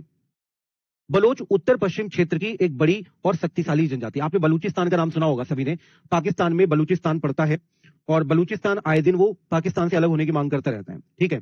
तो जिस तरीके से बलूचिस्तान आए दिन मतलब पाकिस्तान से अलग होने की मांग करता रहता है, उसका कारण ये है कि वहां पर बलूच जनजाति और वो पाकिस्तान को अपना देश नहीं मानती है, और वो अक्सर स्वतंत्र होने की बात करते रहते हैं, ठीक है। तो बलूच एक जनजाति है जो बलूचिस्तान में रहती है, मतलब पाकिस्तान का जो उत्तर पश्चिम वाला पार्ट है, ठीक। अगर हम हिमालय की बात करें, जो पश्चिम हिमालय, वहां पर गद्दी नामक चरवाहा जनजाति निवास करती है। चरवाहा का मतलब होता है कि जो पशुओं को चराने का काम करता है, उसको चरवाहा कहते हैं, ठीक है। चारागाह मतलब कि जो जहां पर हरी घास होती है, जहां पर जानवरों को चराया जाता है, ठीक है, तो उसे चारागाह कहते हैं। सर गखर कहां से थे? ये भी आपके पंजाब वाले हिस्से थे। सर मनसबदार क्या होता है? ये मैंने 3 क्लास के पहले पढ़ाया था, 3-4 क्लास पहले पढ़ाया था मनसबदार, वो आप देख लेना, ठीक है। उत्तर पूर्वी क्षेत्रों में नागा, अहोम और अन्य जनजातियों का महत्व बढ़ा। वर्तमान बिहार और झारखंड के कई क्षेत्रों में 12वीं शताब्दी तक चेरो प्रमुखताएं उभर चुकी थी। ठीक है। In the many areas of the present day Bihar Jharkhand the Chero chiefdoms have emerged by the 12th century। मतलब कि यहाँ पर आपकी कोई जनजाति थी चेर, तो ये आपकी यहाँ पर जनजाति उभर गई थी। ठीक है, इनका बहुत ज्यादा वर्चस्व हावी हो गया था झारखंड और बिहार वाले एरिया पर। ठीक है, तो 1591 में राजा मानसिंह जो है उन्होंने चेर लोगों को पराजित किया, लेकिन वो पूरी तरह से अधीन नहीं कर पाए। ठीक है, जो ये वही राजा मानसिंह हैं जो अकबर के सेनापति हुआ करते थे। तो 1591 में मानसिंह ने चेरों को पराजित किया। ये चेर जनजाति जो है वो बिहार और झारखंड वाले एरिया पर रहती थी, परंतु पूरी तरह से इनको पराजित नहीं कर पाए। ठीक है, और इन्होंने प्रॉपर अपना पूरा वर्चस्व जमा रखा था, कई सारे अपने किले वगैरह बना रखे थे। औरंगजेब का टाइम आता है, औरंगजेब फिर से यहाँ पर चेर जनजाति के ऊपर आक्रमण करता है। बहुत वर्चस्वशाली जनजाति हुआ करती थी, प्रॉपर मुगलों जैसे इनका ठाट बाट हुआ करता था, प्रॉपर मुगलों जैसे इन्होंने किले बना रखे थे। तो औरंगजेब यहाँ पर जब रूलर बनता है दक्षिण भारत में अटैक करता है, जब दक्षिण भारत में अटैक करता है तो इन पर भी अटैक करता है। ठीक है, और जब यहाँ पर इनके ऊपर अटैक करता है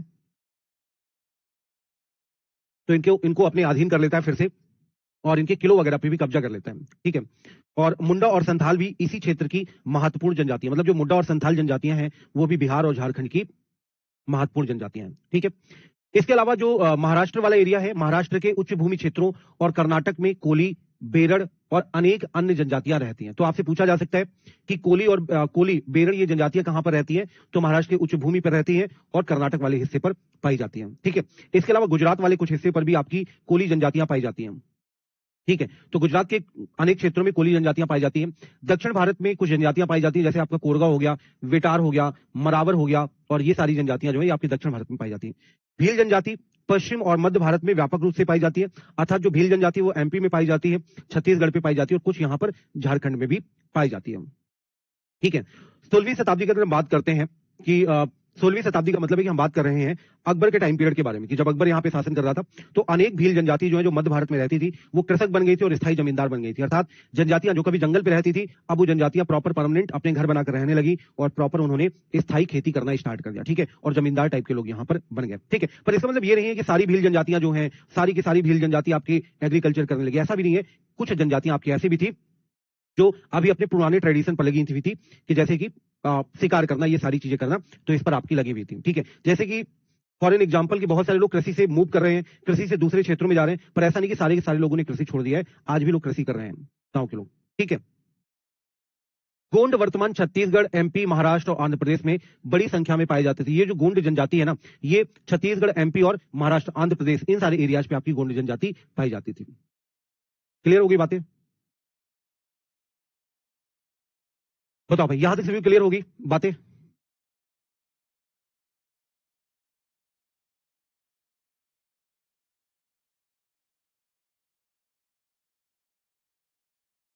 भील जनजाति का नाम है जो एमपी और झारखंड में पाई जाती है। छत्तीसगढ़, एमपी, छत्तीसगढ़, थोड़ा सा झारखंड में पाई जाती है। यस सर क्लियर है, यस सर क्लियर है, यस सर क्लियर है। ओके, गोंड क्या है? ये भी जनजाति का नाम है, गोंड भी जनजाति का नाम है। ठीक है, अब इसके बाद यहां पर बताया गया घुमंतु और चलायमान लोग कैसे होते थे। देखो, पहली चीज तो ये समझो आप लोग कि जो आदिवासी जनजाति है, आदिवासी कहां रहते हैं? जंगलों पर रहते हैं। ठीक है, और जब आदिवासी लोग जंगलों पर रहते हैं तो ऑब्वियस सी बात है कि उनको जंगलों के बारे में अच्छी जानकारी होगी ना। आप जहां पर रहते हैं तो आपको आपके एरिया की अच्छी जानकारी है कि नहीं है? ऑब्वियस सी बातें होगी। तो ऐसे ही जो लोग जंगलों पर रहते हैं उनको जंगल के बारे में अच्छी जानकारी है। ठीक, जब भी कभी एंशिएंट टाइम पे जब भी किसी साम्राज्य के राजा को हाथी चाहिए होता तो वो किससे कांटेक्ट करता था? इन्हीं से ही कांटेक्ट करता था, आदिवासी भैया 10 हाथी भेज दो। ठीक है, तो इनसे ही कांटेक्ट करता था। अगर किसी राजा वगैरह को अगर कोई भी जंगली प्रोडक्ट चाहिए, जैसे शहद चाहिए या वॉट कुछ भी चीजें चाहिए जो जंगल से रिलेटेड हो, उनको कौन देता था? जनजातीय समाज ही उनको देता था। ठीक है, तो फिर धीरे धीरे क्या हुआ कि एक तरीके से जब जो जनजातीय समाज है वो शिफ्टिंग एग्रीकल्चर करने लगा, जैसे हिंदी पे क्या बोलते हैं शिफ्टिंग एग्रीकल्चर को? क्या बोलते हैं बताओ भाई? हाँ, झूम कृषि। ठीक है, जब जनजातीय समाज झूम कृषि करने लगा तो वो क्या करता था? जंगलों को काट देता था और जंगलों को काटने के बाद वहां पर अपना प्रॉपर एग्रीकल्चर करता था। और जब वहां की लैंड अनफर्टाइल हो जाती थी तो दूसरी जगह ये लोग मूव कर जाते थे कि भैया अब हम यहाँ से यहाँ जा रहे हैं, अब यहाँ खेती करेंगे। अनफर्टाइल का मतलब होता है अनउर्वरता, जिसकी उर्वरता खत्म हो जाती है। ठीक है, तो अनफर्टाइल लैंड होगी तो एक जगह से दूसरी जगह ये लोग मूव करने लगे।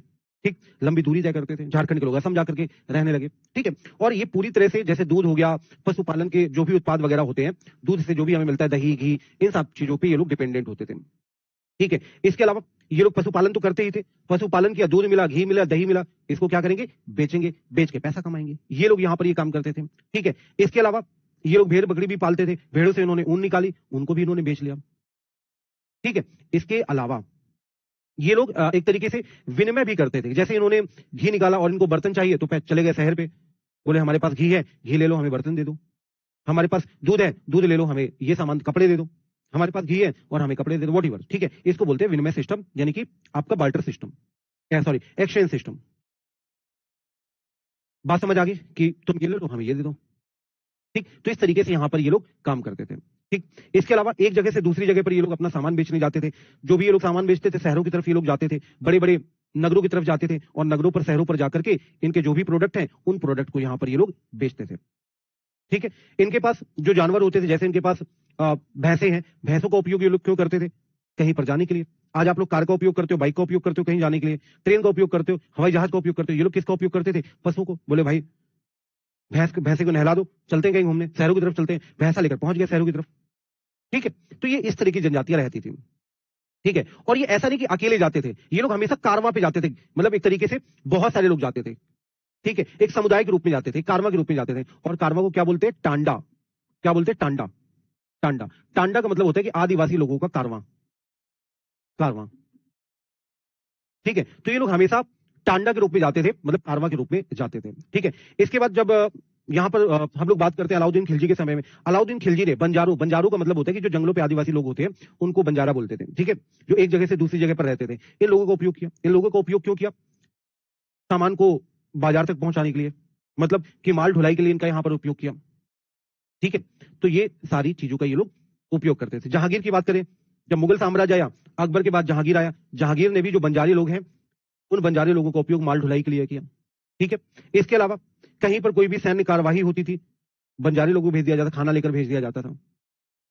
ठीक है, सेना को राशन पहुंचाना है तो भी इनका उपयोग यहां पर किया जाता था। तो इन सारी चीजों के लिए यहां पर इनका उपयोग किया जाता था। इसके अलावा धीरे धीरे जब ये लोग शहरों की तरफ घूमने लगे, सारी चीजें करने लगे। हाँ हाँ, सही चल रहा है काजल, कोई दिक्कत नहीं मेरी तरफ से, आवाज वगैरह पे कोई दिक्कत नहीं है। ठीक है, अब धीरे धीरे क्या हुआ कि जब ये लोग शहरों की तरफ जाने लगे, शहरों पर अपना रुकने लगे, शहरों का माहौल देखने लगे, ये लोग व्यापारी बन गए। व्यापारी कैसे, बोले भैंसे पे ले जाकर के घी ले जा रहे हैं, दूध लेते जा रहे हैं और जाकर के, हाँ, चलाए माल का मतलब होता है कि मोबाइल पीपल, मतलब घूमने वाले लोग। इन्होंने प्रोडक्शन किया, दूध का प्रोडक्शन किया, घी का प्रोडक्शन किया, दही का, बोले आओ शहर में बेचने चलते हैं, तो शहर की तरफ बेचने चले गए। तो इस तरीके से ये छोटे मोटे व्यापारी भी बन गए आने वाले वक्त में। ठीक है, तो ये सारी चीजें यहां पर ये लोग करते थे। अब बताओ यहां तक सभी को क्लियर है? अगर क्लियर है तो कमेंट बॉक्स में वाई लिख दो, नहीं क्लियर है तो कमेंट बॉक्स में एन लिख दो फटाफट से, फिर आगे चलते हैं। जल्दी से बताओ।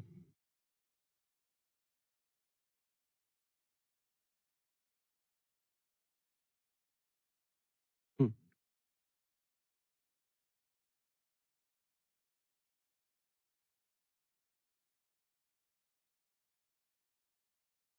ठीक है, वेरी गुड। ठीक है, तो जो बातें मैंने समझाई सबको समझ आई, और जो बातें मैंने समझाई एक एक बात यहां पर लिखी है कि घुमंतु पशुपालक अपने पशुओं के साथ लंबी दूरियां तय करते थे। वे दूध और अन्य पशुपालक उत्पाद, अन्य पशुपालक उत्पाद जैसे दही हो गया, घी हो गया, ठीक है, जो जानवरों से यहां पर मिलता है, ऊन हो गया जो जानवरों से यहां पर मिलता है, ठीक, वे ऊन घी आदि का विनिमय स्थायी कृषकों से अनाज, कपड़े, बर्तन और अन्य वस्तुओं के बदले करते थे। अर्थात,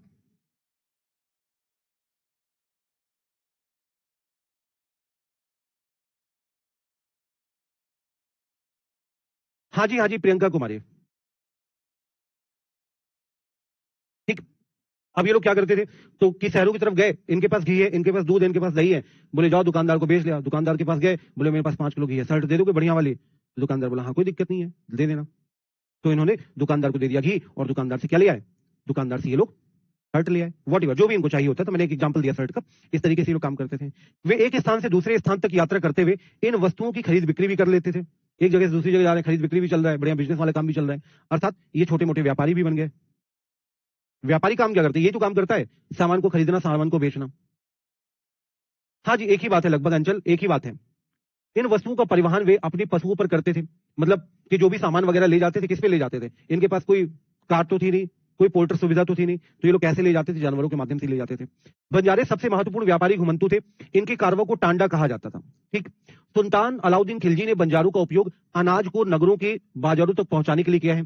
सम्राट जहांगीर ने अपने संस्मरण में लिखा है कि बंजारे विभिन्न क्षेत्रों से बैल पर अनाज ला करके नगरों में बेचते थे। ठीक है, ये बताता है, मतलब जो भी इनके पास होता था, मतलब भैंसा है तो मतलब भैंसे पे ही चढ़कर जाते हैं, बैल है तो बैल पे ही चढ़ के जाते हैं।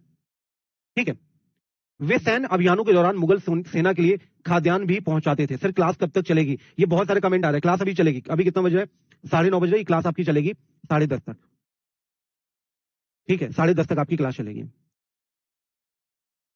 ठीक, बड़ी सेनाओं के साथ साथ कभी कभी 1 लाख बैल, 1 लाख ही लिखे हैं, हाँ 1 लाख बैल अनाज ढोते थे। अर्थात बड़ी सेनाओं के साथ साथ ये जो आदिवासी लोग थे, ये लोग बैल भी दे देते थे कि बैल ले जाओ हमारा। ठीक, पशुपालक जनजातियां मवेशी और घोड़े जैसे पशुओं का पालन पोषण कर उन्हें समृद्ध लोगों को बेचते थे। अर्थात जो जनजाति लोग हैं ये लोग क्या करते थे? मवेशी अर्थात जानवर, ठीक है, जैसे बैल हो गया, भैंसा हो गया, घोड़े, जंगल पे घोड़े भी मिलते थे, इनको बढ़िया से पालन पोषण करते थे। छोटा घोड़ा पकड़ा इन्होंने और छोटा भैंसा पकड़ा, उसको पाला पोसा, बड़ा हो गया, बड़े होने के बाद किसी राजा महाराजा को बेच दिया, है ना। ये लोग यहाँ पर काम करते थे। विभिन्न जातियों के छोटे व्यापारी फेरी वाले गांव गांव घूमने भी जाते थे। बढ़िया, अपना बैल पे उन्होंने अपनी शहद बांध ली और बेचने जा रहे हैं। ठीक है, तो इस तरह का भी काम करते थे। वे रस्सियां, सरकंडे, चटाइयां, मोटे बोरे जैसी वस्तुएं बना करके शहर में बेचते थे। भिक्षुक, मेडिकेंट भी घूम घूम कर व्यापार करने का कार्य करते थे। ठीक है, जो भिक्षुक लोग, इनमें से कुछ लोग धर्म से संबंधित होते थे, तो वो लोग घूम घूम कर व्यापार का यहाँ पर काम करते थे। तो ये लोग भी यहाँ पर काम करते थे। ठीक है सर, आप क्यों नहीं समझते? प्लीज छोड़ दीजिए, तो आप चली जाइए, जिसको जाना है वो चला जाए। ठीक है, अगर आपको कुछ इंपॉर्टेंट काम है तो वो चला जाए।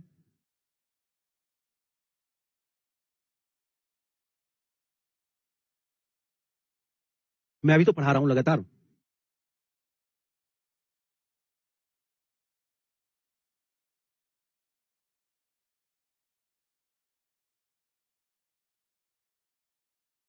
खतरनाक लोग सर, आप क्यों नहीं समझ, ऐसे ऐसे कमेंट आते हैं, सर आप क्यों नहीं समझते हैं? छोड़ दीजिए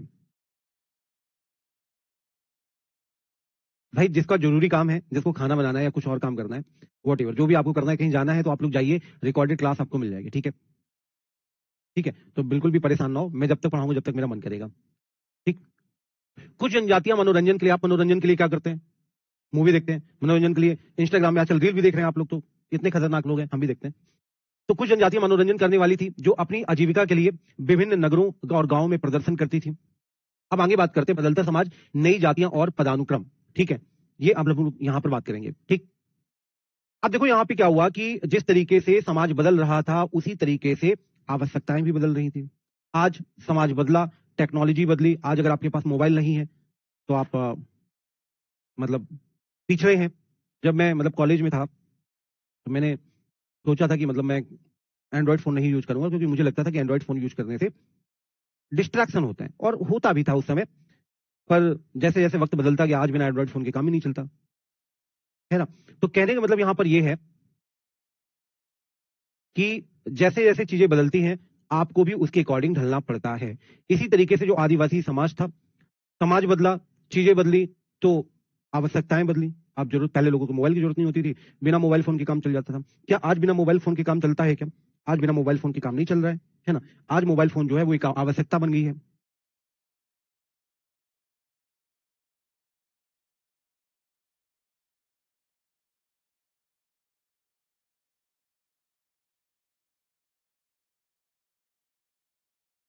ठीक है, तो आज मोबाइल फोन आपकी एक आवश्यकता बन गई है। ठीक, अब जब मोबाइल फोन आवश्यकता हुई, तो अब चूंकि इनको पैसे की आवश्यकता हुई, क्योंकि बिना पैसे के कुछ काम नहीं चल रहा था। आखिरकार कब तक आप दूध घी बेच करके बोलोगे भाई लो मेरे पास शहद पड़ी है, तुम शहद ले लो, मेरे पास दूध रखा है, तुम दूध ले लो, मुझे कपड़े दे दो।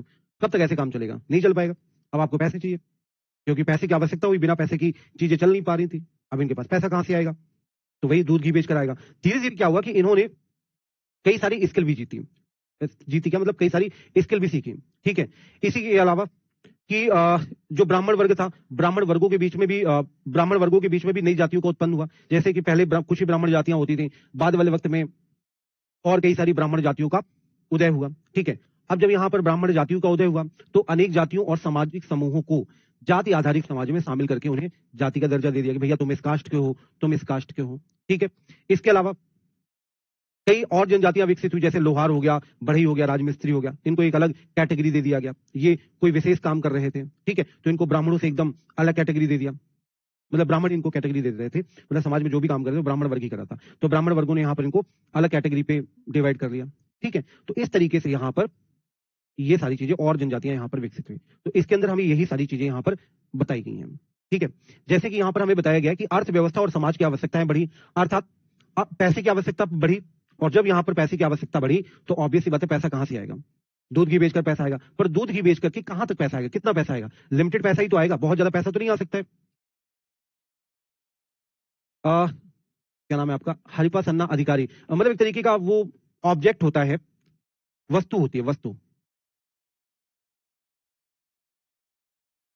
सर बंजारा क्या होता है, बंजारा मतलब वो लोग जो आदिवासी लोग होते हैं, जो मतलब शहर के किनारे घर बनाकर रहते हैं, उनको बंजारा कहा जाता है। स्थायी घर नहीं होता, वो नॉन परमानेंट हाउस होता है। ठीक है, तो इन्होंने क्या किया, जो आदिवासी समाज है, इन्होंने नए कौशल वाले लोगों की आवश्यकता उत्पन्न हुई, नए कौशल वाले लोगों की आवश्यकता उत्पन्न हुई, तो इन्होंने कई सारे कौशल वगैरह भी सीखे। वर्णों के भीतर भी जातियां उभर कर सामने आने लगी। अब क्या हुआ, इसी समय पर और कई सारी जातियां डेवलप हुई। जैसे पहले 4 वर्ण हुआ करते थे, ब्राह्मण, क्षत्रिय, वैश्य और शूद्र। ब्राह्मणों के अंदर कई सारी जातियां उत्पन्न हुई कि भाई सब तुम ब्राह्मण में शुक्ला हो, तुम ब्राह्मण में मिश्रा हो, तुम ब्राह्मण में दुबे जी हो, तुम ब्राह्मण में तिवारी जी हो, वॉट। ठीक है, तो इसी तरीके से ब्राह्मणों में जनजातियां विकसित हुई। इसके अलावा राजपूतों में भी जनजातियां विकसित हुई कि भाई आप चंदेल राजवंश के हैं, आप सिसोदिया राजवंश के हैं, आप चौधरी हैं। ठीक है, चौधरी वैसे एक तरीके से जो गांव का हेड हुआ करता था उसको चौधरी बोला जाता था, पर बाद वाले वक्त में मतलब बहुत सारे जो क्षत्रिय लोग हैं वो भी अपने आप को चौधरी कहने लगे। ठीक है, तो एक तरीके से क्षत्रियों की कैटेगरी बन गई चौधरी। ठीक, तो वर्णों के भीतर छोटी जातियां उभर कर सामने आने लगी, ब्राह्मणों के बीच भी नई जातियों का उदय हुआ।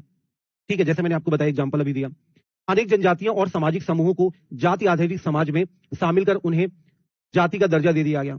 ठीक है, बहुत सारी ऐसी जनजातियां थी, उनको सामाजिक समूहों में ला दिया गया, मतलब जो थोड़ी बहुत पढ़ी लिखी थी। ठीक है, तो थोड़ी बहुत जो पढ़ी लिखी जनजातियां थी, उन पढ़ी लिखी जनजातियों को हमने समाज में शामिल कर लिया और उनको एक जाति का दर्जा दे दिया। जैसे कि आपकी लोहार हैं, लोहे का काम करने लगे, बढ़ई होंगे, राजमिस्त्री है जो मकान वगैरह बनाने का काम करते हैं, उनको मतलब राजमिस्त्री कहते हैं। ठीक है, इनको ब्राह्मणों द्वारा अलग जातियों के रूप में मान्यता दे दी। ठीक है, तो यहाँ पर ब्राह्मणों ने बोला भाई सब इनको अलग जाति की मान्यता दे दो, तो इनको यहाँ पे अलग जाति की मान्यता दे दी गई। ठीक है, समाज में संगठन के आधार पर वर्ण की अपेक्षा जाति बन गई, अर्थात संगठन बन गए, तमाम सारे संगठन बन गए कि भाई ये इस जाति के लोग हैं, इस जाति का संगठन है, तो उसके आधार पर ये डिवाइड हो गया। तो अर्थात समाज में संगठन के आधार पर वर्ण की अपेक्षा जाति का विकसित हो गया। जैसे कुछ लोग, जैसे उदाहरण के तौर पे, जैसे कुछ लोग लोहे का काम कर रहे हैं तो उनको लोहार जाति का दर्जा दे दिया गया। कुछ लोग लकड़ी का काम कर रहे हैं और एक समूह एक मोहल्ले पे रहते हैं, सारे लकड़ी बनाने वाले लोग एक ही मोहल्ले पे रहते हैं। आपने देखा होगा, अगर आप गांव में रहते होंगे तो आपने देखा होगा कि एक मोहल्ला डिवाइड होता है कि ये जो मोहल्ला है ये मोहल्ला कुंभकारों का है, अर्थात जो मिट्टी के बर्तन बनाने वाले लोग हैं उनका मोहल्ला अलग मोहल्ला है। ठीक है, तो जहां पर सारे मिट्टी के बर्तन बनाने वाले लोग थे उनको कुंभकार मोहल्ला बोल दिया गया और उस जाति को कुंभकार बोल दिया गया। ठीक है, कुछ लोग जो लकड़ी बनाने का काम करते थे तो उनको बढ़ई बोल दिया गया, बढ़ई जाति के लोग, और वो एक जगह पर रहते थे। इस तरीके से यहाँ पे समाज का डिवीजन हो गया, मतलब कि समाज के संगठन के आधार पर जो लोग जो काम करता था, समाज के संगठन के आधार पर वर्ण की अपेक्षा जाति बन गई। क्षत्रियों के बीच 11वीं और 12वीं शताब्दी तक नए राजपूत कुल शक्तिशाली बन गए, अर्थात बहुत सारे ऐसे जो सामंत वर्ग हुआ करते थे 11वीं और 12वीं शताब्दी में, जो कभी किसी राजा के सामंत हुआ करते थे, उनको ये लगने लगा, क्योंकि राजा जो है, राजा अपने लोगों को बहुत सारी सुविधाएं देता था, जमीन दे दिया करता था। अब बहुत सारे ऐसे जमींदार हैं, सामंत हैं, जिन लोगों को ये लगता था कि अब हम राजा से बहुत ज्यादा पावरफुल हो गए, तो उन्होंने बोला कि भैया हम भी क्षत्रिय हैं, तो इस तरीके से क्षत्रिय कुल का जन्म हो गया। सर चौरसिया कौन सी जाति, ये पता नहीं मुझे, चौरसिया कौन सी जाति होती है। अब तो पूछोगे सर ये बताओ ये वाली जाति कौन सी होती है, तो वो मुझे पता नहीं है। मुझे तो अपनी जाति का ही पूरा पता नहीं, मैं तो और अन्य जातियों की क्या बात करूं। ठीक है, और जो डाइवर्सिटी है ना इंडिया की, that is the beauty of India. ठीक है, बोला जाता है India is the country of diversity, Bharat विविधताओं का देश है, और हमारे यहाँ जो विविधता है ना, जाति की विविधता, धर्म की विविधता, ये हमारी खूबसूरती है, हम इससे बहुत प्यार करते हैं।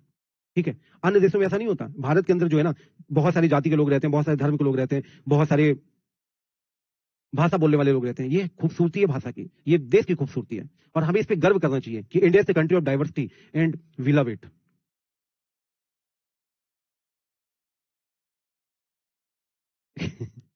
चलो ठीक है। तो विभिन्न वंश जैसे हूण हो गया, चंदेल हो गया, चालुक्य, ये सारे राजपूत वंश होते थे। इनमें अनेक कुल स्वयं को राजपूत मानते थे। उन्होंने धीरे धीरे पुराने शासकों को का स्थान ले लिया और विशेषकर कृषि प्रधान क्षेत्रों पर, ठीक, और इस तरीके से एक विकसित समाज बना। शासक अपने धन का उपयोग शक्तिशाली राज्यों का निर्माण करने में लगे। राज्य जो थोड़ा बहुत पैसा था राजाओं के पास, उसे उन्होंने राज्य का निर्माण किया।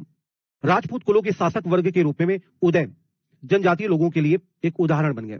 ब्राह्मणों के समर्थन में अनेक जनजाति व्यवस्था का हिस्सा बन गई। कुछ लोग यहाँ पर ब्राह्मणों का समर्थन करने लगे तो कई और जातियां बन गई जो ब्राह्मणों का समर्थन कर रहे थे। ठीक है कि भाई जो ब्राह्मण है वो एकदम सही है, तो हम इनका समर्थन कर रहे हैं तो हम भी ब्राह्मण बन गए। जो राजपूतों का समर्थन करने लगे वो राजपूत बन गए। ठीक है, इस तरीके से यहाँ पे बाद वाले वक्त में देखा गया। केवल प्रमुख जनजातियां परिवार ही शासक वर्ग में शामिल हो सकती थी, कि मतलब कुछ ऐसी जनजातियां थी जो शासक वर्ग में शामिल हो सकती थी। अगर कोई ब्राह्मण जाति का वर्ग व्यक्ति है वो कहे हमको शासक वर्ग में शामिल होना, नहीं नहीं, शासक कौन बन सकता है? जो क्षत्रिय व्यक्ति है। ठीक है, क्षत्रिय कुल का व्यक्ति ही शासक बन सकता है, ये निर्धारित कर दिया गया। अधिकांश जनजातीय लोग जाति समाज की निम्न जातियों में शामिल हो गए, पर अधिकांश लोग जो थे ना वो निम्न जातियों में शामिल रहे। ठीक है, वैसे और शूद्र जैसी कैटेगरी में शामिल हो गए। पंजाब, सिंध और उत्तर पश्चिम सीमा क्षेत्र के कई प्रमुख जनजातियों ने बहुत पहले ही इस्लाम अपना लिया था। अब यहां पर धीरे धीरे इस्लाम भी भारत के अंदर आने लगा। आप देखोगे पंजाब, सिंध, उत्तर पश्चिम, मतलब भारत का जो नॉर्थ वेस्ट वाला पार्ट है, जो पाकिस्तान से लगा हुआ हिस्सा है, उन सभी लोगों ने एक नया धर्म अपना लिया जिसका नाम था आपका मुस्लिम धर्म। और यही कारण है कि जो मुस्लिम कम्युनिटी है वो मोस्टली आपके पाकिस्तान, मतलब उन्होंने पाकिस्तान की निर्माण की। क्यों? क्योंकि पाकिस्तान के अंदर बहुतायत में मुसलमान रहते थे। भाई पाकिस्तान जो है वो इंडिया के नॉर्थ वेस्ट में ही तो पड़ता है ना। तो ये क्योंकि उन्होंने इस्लाम अपना लिया कभी, तो फिर बाद में फिर पाकिस्तान की इस तरीके से मांग उठने लगी। और इन्होंने जाति व्यवस्था को अस्वीकार करना जारी रखा। मतलब ये जो लोग थे ना, जो इस्लाम मानने वाले लोग थे, ये जाति व्यवस्था पर बिलीव नहीं करते थे कि जो जाति व्यवस्था है वो सही है। ठीक, रूढ़िवादी हिंदू धर्म द्वारा निर्धारित असमान सामाजिक व्यवस्था इन क्षेत्रों में व्यापक रूप से स्वीकार नहीं हो पाई। अर्थात भारत का जो उत्तर पश्चिम का जो एरिया है, सर आपकी कौन सी जाति है? अरे भाई साहब, मैं टीचर जाति से हूं, मैं अध्यापक जाति से हूं। ठीक है, तो साथियों क्या था कि जो भारत का नॉर्थ वेस्ट वाला पार्ट है, नॉर्थ वेस्ट वाले पार्ट के अंदर चूंकि मुस्लिम कम्युनिटी हुआ करती थी, पूरी की पूरी मुस्लिम कम्युनिटी थी, तो वो हिंदू धर्म को क्यों फॉलो करेंगे? जो हिंदू रूढ़िवादिता है उसको क्यों फॉलो करेंगे? और यही कारण है कि जो रूढ़िवादी हिंदू धर्म है, इसकी असमान सामाजिक व्यवस्था इन क्षेत्रों पर व्यापक रूप से स्वीकार नहीं की गई। ठीक है, अर्थात कहने का मतलब क्या है कि नॉर्थ वेस्ट वाले पार्ट में हिंदू लोग जो हैं, हिंदू लोगों की जो चीजें हैं वो नहीं चल पाई, जो इनकी सामाजिक व्यवस्था है वो नहीं चल पाई। ठीक है, जनजातीय समाजों में सामाजिक परिवर्तन और राज्यों के उदय का आपस में घनिष्ठ संबंध है। इस तरीके से क्लियर हो गई बातें सभी को?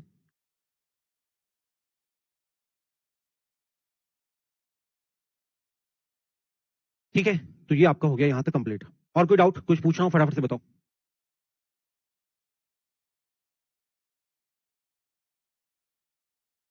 सर कब तक क्लास चलेगी? क्लास अभी चलेगी, आप परेशान क्यों हो रहे हो? क्लास तो चलेगी, थोड़ा सा लंबी क्लास चलेगी, 10:30 बजे तक। आगे चले।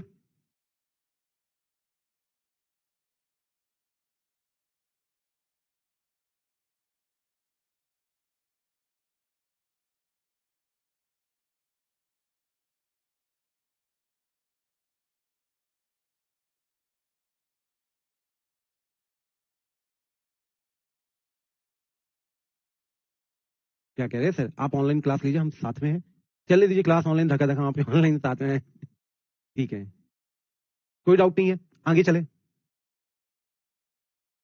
सर शाम को भी ले लीजिएगा क्लास, सर कुछ बाकी रखिए। भाई साहब तुम लोग अभी 1 डेढ़ घंटा भी नहीं हुआ, तुम लोग बताओ ऐसी बातें। बंजारा का मतलब होता है कि जो आदिवासी लोग थे, कुछ लोग शहरों पे शिफ्ट हो गए, उनको बंजारा कहा जाने लगा। पर ऐसा नहीं कि वो मेन शहर पे घर बनाकर रहने लगे, वो घर बनाकर नहीं रहते थे, वो एक अलग तरीके से रहते थे। करें कंटिन्यू। चलो अब हम लोग यहाँ पे बात करने वाले गोंड जनजाति के बारे में। एक बार मैं देख लेता हूँ कितना है, फिर उसके बाद फिर मैं बताऊंगा चाहिए क्लास कब तक चलेगी। क्या पता 10:30 के बाद भी क्लास चलानी पड़े। क्लास अभी चलेगी, थोड़ा सा लंबी क्लास चलेगी। ठीक है साथियों, ये जो भारत का ये वाला हिस्सा है ना, जो दक्षिण भारत वाला हिस्सा है, ये पूरा का पूरा हिस्सा है ना, इस पूरे हिस्से को बोलते थे गोंडवाना लैंड। क्या बोलते थे? गोंडवाना लैंड। जब आपने कभी ज्योग्राफी पढ़ी होगी तो आपको ज्योग्राफी के अंदर अंगारा लैंड और गोंडवाना लैंड के बारे में बताया गया होगा, किस तरीके से अंगारा लैंड का निर्माण हुआ, किस तरीके से गोंडवाना लैंड का निर्माण हुआ।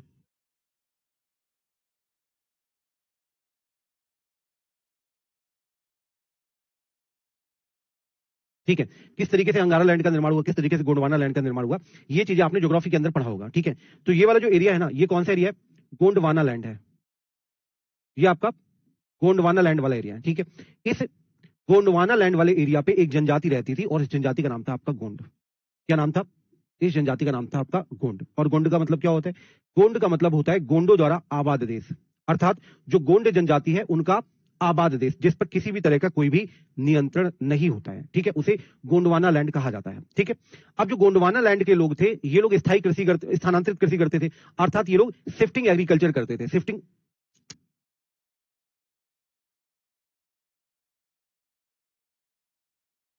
ये लोग शिफ्टिंग एग्रीकल्चर करते हैं, यानी ये लोग झूम खेती करते थे। ठीक है, पहली चीज तो ये। तो अगर पूछा जाए कि ये लोग क्या करते थे, कृषि करते थे, कैसी कृषि करते थे, तो ये लोग झूम खेती करते थे। ठीक है, इसके अलावा ये कई सारे छोटे छोटे कुलों पे विभाजित थे और प्रत्येक कुल का अपना एक राजा होता था। तो यहाँ पे आप देख रहे होंगे कि यहाँ पर राजा वाली व्यवस्था भी स्टार्ट होगी। ये लोग छोटे छोटे कुलों पर रहते थे, अपना राजा या राय जैसे कहा जाता था, तो यहाँ पर राजा और राय वगैरह होते थे।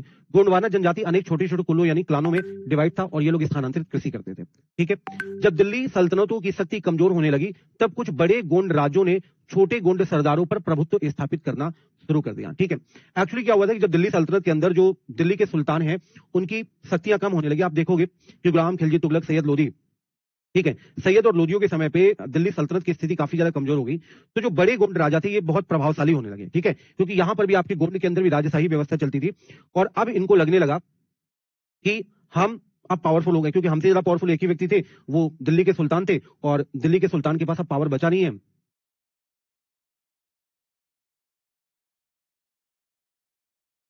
ठीक है, तो मतलब कहने का मतलब ये है कि जब इनकी कभी स्थिति खराब हो गई, जो दिल्ली सल्तनत के जो भी रूलर्स हैं, इनकी स्थिति खराब हो गई और मतलब इस जनजाति से, जो गोंड जनजाति है, गोंड जनजाति से ज्यादा पावरफुल कौन थे?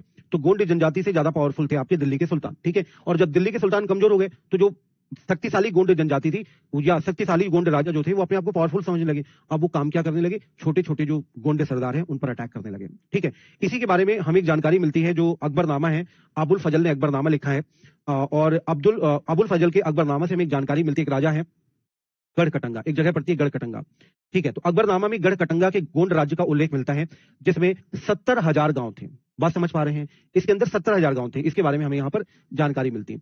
इन राज्यों की प्रशासनिक व्यवस्था अधिक केंद्रीकृत थी, अर्थात यहाँ पर सेंट्रलाइज्ड सिस्टम चलता था। राजा ही सर्वोपरि होता था और राजा ही सारे डिसीजंस लेता था। ठीक है, और राज्य को कई सारे गढ़ों पर डिवाइड कर दिया गया था। आप इसको इस तरीके से समझ लो कि छोटे छोटे एरिया पर डिवाइड कर दिया गया था और प्रत्येक गढ़ किसी विशेष गोंड कुल के नियंत्रण में होता था। अर्थात जो गढ़ है, राज्य को कई सारे हिस्सों में डिवाइड किया, जैसे गढ़ कहा गया, और प्रत्येक गढ़ किसी गोंड विशेष कुल किसी विशेष कुल के नियंत्रण में होता था। ठीक है, फिर गढ़ों को आगे चल के 84 गांव में डिवाइड किया गया। ठीक, और ये 84 गांव में जो डिवाइड किया, इसे क्या बोला गया? इसे 84 कहा गया।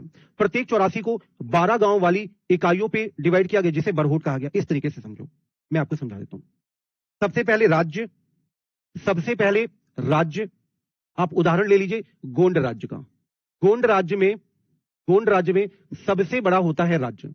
राज्य को किस पे डिवाइड किया? गढ़ में डिवाइड किया। गढ़ का मतलब क्या होता है? एक छोटा एरिया। ठीक है, एक छोटा एरिया। राज्य बहुत बड़ा, तो गढ़ एक तरीके से प्रांत समझ लो या जो भी समझना चाहो। ठीक है, तो उसकी एक इकाई होती थी गढ़। ठीक, अब गढ़ों को हमने किस पे डिवाइड किया? 84 गांव पे, 84 गांव पे हमने डिवाइड कर दिया। ठीक है, और इन 84 गांव को क्या कहा जाता था? इनको 84 कहा जाता था। ठीक, और 84 गांव के हमने 12-12 के समूह बना दिए, 12-12 के समूह बना दिए। ठीक है, 12-12 गांव के हमने यहां पर समूह बना दिए, मतलब 12-12, 12-7 84, 7 हो गए ना समथिंग। ठीक, तो प्रत्येक 84 को हमने यहां पर किस पे डिवाइड कर दिया? 12 गांव वाली इकाई पे डिवाइड कर दिया। 12-12 समूह बना दिए गए और इन 12 समूह को क्या बोला गया? इन 12 समूह को बरहोट बोला गया, बरहोट।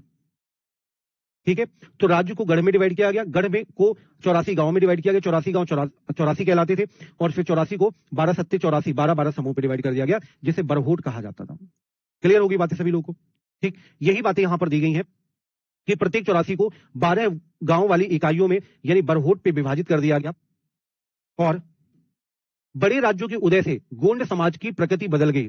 जो समाज पहले अपेक्षाकृत समान था, वह धीरे धीरे असमान सामाजिक वर्गों में विभाजित हो गया। ब्राह्मणों को गोंड राजाओं से भूमि दान के रूप में प्राप्त हुई और ब्राह्मणों का वर्चस्व बढ़ने लगा।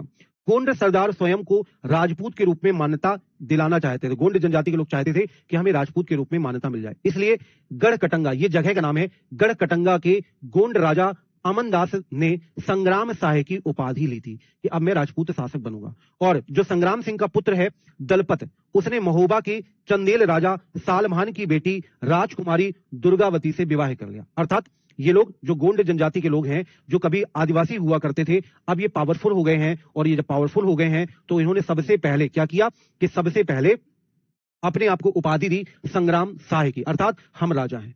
ठीक है। और चंदेल वंश जो है ये तो राजा, ये तो मतलब राजपूत वंश था ही, इनकी राजधानी हुआ करती थी महोबा।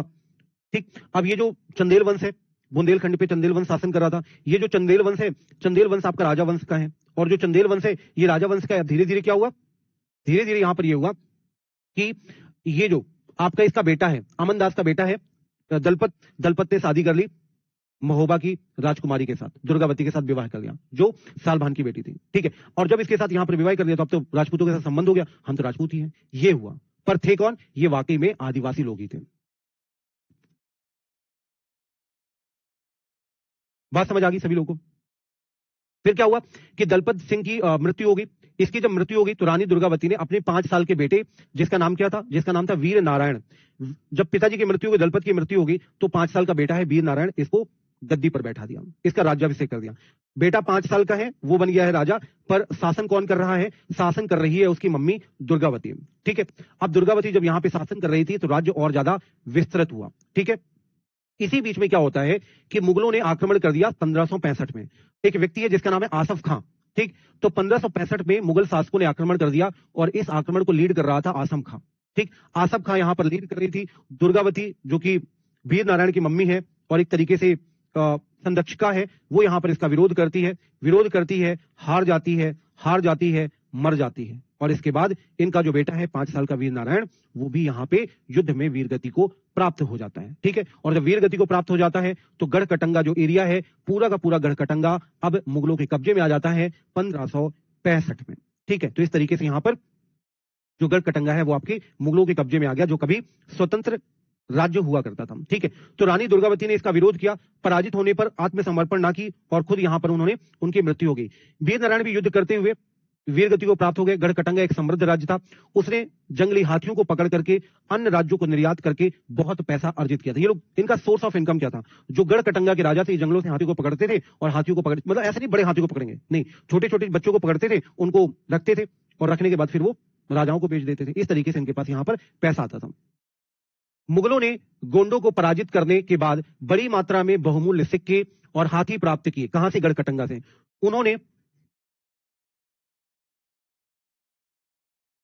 उन्होंने राज्य के एक भाग को अपने साम्राज्य में मिला लिया, शेष भाग वीर नारायण